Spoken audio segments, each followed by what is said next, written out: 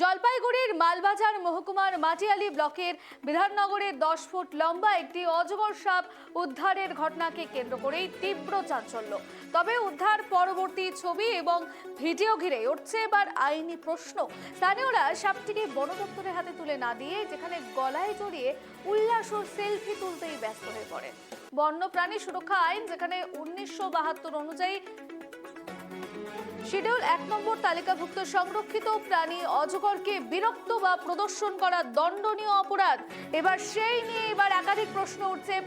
পরিবেশ প্রেমীদের মতো এই আচরণ একদিকে যেমন ঝুঁকিপূর্ণ, তেমনি বন্যপ্রাণীর ওপর নির্যাতনের শামিল। পরে বন দপ্তরের কর্মীরা এসে সাপটিকে উদ্ধার করে জঙ্গলে ছেড়ে দেন।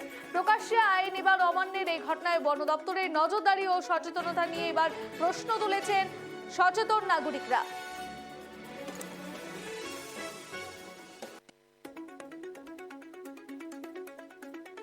নজর রয়েছে মালবাজারে বন্যপ্রাণী আইন লঙ্ঘনের অভিযোগ, যেখানে আপনারা দেখছেন একটি ছবিটিতে দেখা যাচ্ছে একটি অজগর সাপকে গলার মধ্যে যেখানে ঝুলিয়ে সেলফি তোলা হচ্ছে। কেউ সেলফি তুলছেন, কেউ হাসাহাসি করছেন, ঠাট্টা করছেন এবং বন্যপ্রাণী আইন সাধারণত লঙ্ঘিত হয়েছে সেই নিয়েই দেখা যাচ্ছে যে আইনের মধ্যে লেখা রয়েছে যে অজগর সাপ থেকে শুরু করে বন্য একাধিক প্রাণী রয়েছে যাদেরকে একেবারে এরকম বিরক্ত করা, যাদেরকে নিয়ে এরকম খেলাধুলা করা বা রীতিমতো হাসি ঠাট্টা করা এসব একেবারেই উপযুক্ত নয়। সেই নিয়ে কিন্তু আইন লঙ্ঘনের একাধিক অভিযোগ তুলেছেন সচেতন নাগরিকরা।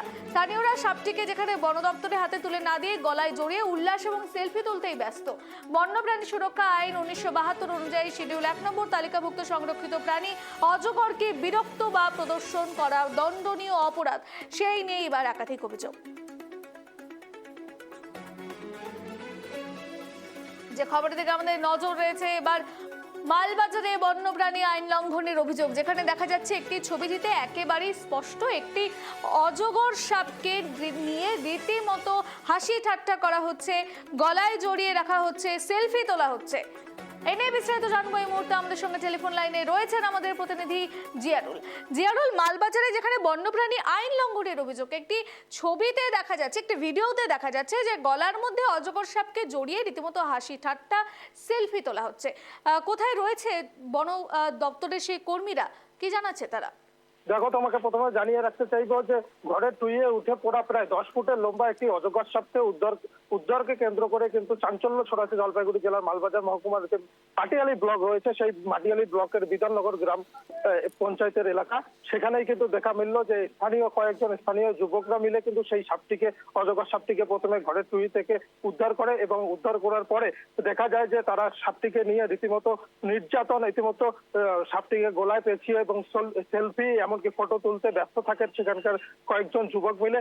এরপরে দীর্ঘক্ষণ পরে কিন্তু বন দপ্তরকে খবর দেওয়া হয়। তারপরে বন দপ্তরের কর্মীরা সেখানে এসে উপস্থিত হন। তারপরে কিন্তু তাদের হাতে সাপটিকে তুলে দেওয়া হয়। এরপরে কিন্তু বন দপ্তরের কর্মীরা সেই সাপটিকে উদ্ধার করে জঙ্গলে পুনরায় ছেড়ে দেয়। তবে প্রশ্ন উঠছে এইভাবে সাপটিকে নির্যাতন কেন করা হয়েছে এবং শিডিউল 1 এর প্রাণী যেহেতু 1992 যে আইন রয়েছে সেই আইন অনুযায়ী কোন রকম ভাবে যে অজগর সাপ, সেই অজগর সাপটিকে এভাবে ক্যামেরাবন্দি অর্থাৎ এভাবে উদ্ধার করা ঝুঁকিপূর্ণ হতে পারে এবং কি গলায় পেঁচিয়ে যে ছবি তোলা সেটাও কিন্তু আইন অমান্য, যেমনটা পরিবেশ প্রেমীরা কিন্তু দাবি করছে। তারা বিভিন্ন প্রশ্ন রীতিমতো ছুটছে। তবে বন দপ্তরের কর্মীরা এখন কি পদক্ষেপ নেয় সেদিকে তাকিয়ে রয়েছে পরিবেশ প্রেমীরা। জিয়ারুল, এই যে অজগর সাপটিকে নিয়ে রীতিমতো যেখানে হাসি ঠাট্টা করা হচ্ছে, সেলফি তোলা হচ্ছে, সেই সময় কি বন দপ্তরের কর্মীরা উপস্থিত ছিলেন না? দেখো, যেমনটা জানা গিয়েছে স্থানীয় সূত্রে যে সেই সময়ে কিন্তু বন দপ্তরের কর্মীরা সেখানে ঘটনাস্থলে পৌঁছায়নি।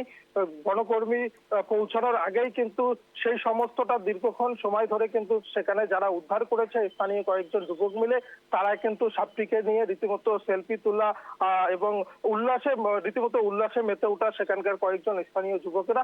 এর পরবর্তীতে সেখানে স্থানীয় কয়েকজন যুবক কিন্তু বন দপ্তরকে খবর দেয়। তার পরবর্তীতে খবর পেয়ে বন দপ্তরের কর্মীরা ঘটনাস্থলে ছুটে গেলে তাদের হাতে সাপটিকে তুলে দেওয়া হয়। জিয়ারুল, যে ছবিটিতে দেখা যাচ্ছে যে একাধিক যারা সাপটিকে নিয়ে যেখানে হাসি ঠাট্টা করছে, নির্যাতন করা হচ্ছে, তাদের বিরুদ্ধে কি কোনো রকম প্রশাসনিক কোনো রকম পদক্ষেপ নেওয়া হয়েছে? এখনো পর্যন্ত কোনো রকম প্রশাসনিক পদক্ষেপ নেওয়া হয়নি। তবে যেমনটা সূত্র মারফত জানা যাচ্ছে যে বনমন্ত্রী যিনি মনোজ রাও রয়েছে তিনি জানিয়েছে এই বিষয়ে যে তিনি সরব হয়েছে। রীতিমতো তিনি বলেছে যে ক্যামেরায় যে সমস্ত ভিডিওতে যে সমস্ত যুবককে সাপকে গলায় পেঁচিয়ে নিয়ে দেখা গিয়েছে তাদের বিরুদ্ধে তিনি আইনি পদক্ষেপ নেবে বলে জানা গিয়েছে। ধন্যবাদ জিয়ারুল।